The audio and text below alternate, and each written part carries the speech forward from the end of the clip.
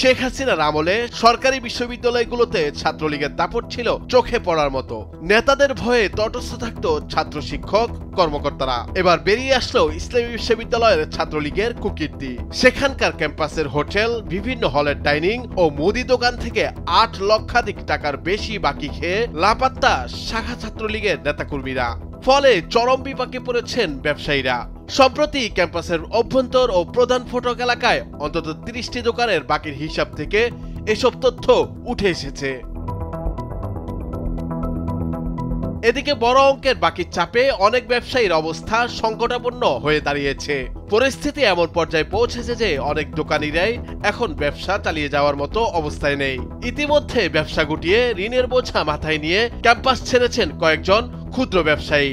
তবে কারো সঙ্গে যোগাযোগ করতে না পেরে ক্ষোভ প্রকাশ করেছেন তারা। টাকা ফেরত পেতে বিশ্ববিদ্যালয় প্রশাসন সহ সংশ্লিষ্টদের সহযোগিতা চেয়েছেন ব্যবসায়ীরা।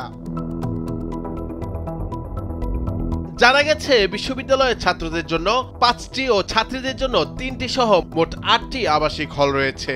জানা যায় প্রায় শতাধিক নেতাকর্মীর নামের তালিকা পাওয়া গেছে। ক্ষমতায় থাকায় তাদের বিরুদ্ধে সে সময় ভয়ে কেউ কথা বলতে পারেনি। তবে আওয়ামী সরকার পতনের পর এখন মুখ খুলতে শুরু করেছেন পাওনাদাররা। অনুসন্ধানে জানা গেছে হল, ডাইনিং, খাবার হোটেল ও অন্য দোকানগুলোতে ছাত্রলীগ নেতাকর্মীদের মোট বাকির পরিমাণ 7,95,052 টাকা।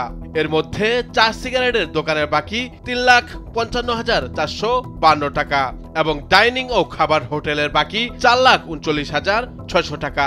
ছাত্রদের মধ্যে 5টি হল ও বিশ্ববিদ্যালয়ের ক্যাফেটেরিয়ায় মোট বাকি 1,29,000 টাকা, যার মধ্যে জিয়াউর রহমান হলে 60,000 ও লালন শাহ হলে 30,000 বাকি রয়েছে।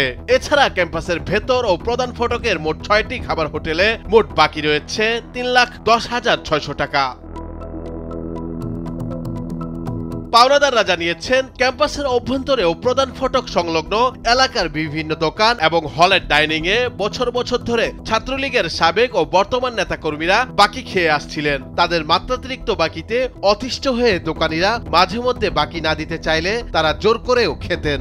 আগের বাকির টাকা চাইলে বিভিন্ন টালবাহানায় তা এড়িয়ে যেতেন। অনেক সময় কর্মীরা খেয়ে নেতার নাম বলে চলে যেত। এই বিষয়ে জানতে চাইলে ইবি শাখা ছাত্রলীগের সহ সভাপতি মামুনুর রশিদ বলেন, ঘটনা যদি সত্যি হয় তাহলে মানবিক দিক বিবেচনায় অবশ্যই উচিত যার যেখানে যে পরিমাণ বকেয়া আছে সেটা অতি দ্রুত সময়ের মধ্যে পরিশোধ করা। নুরুল আফসার, নিউজ ডেস্ক, ভোরের কাগজ।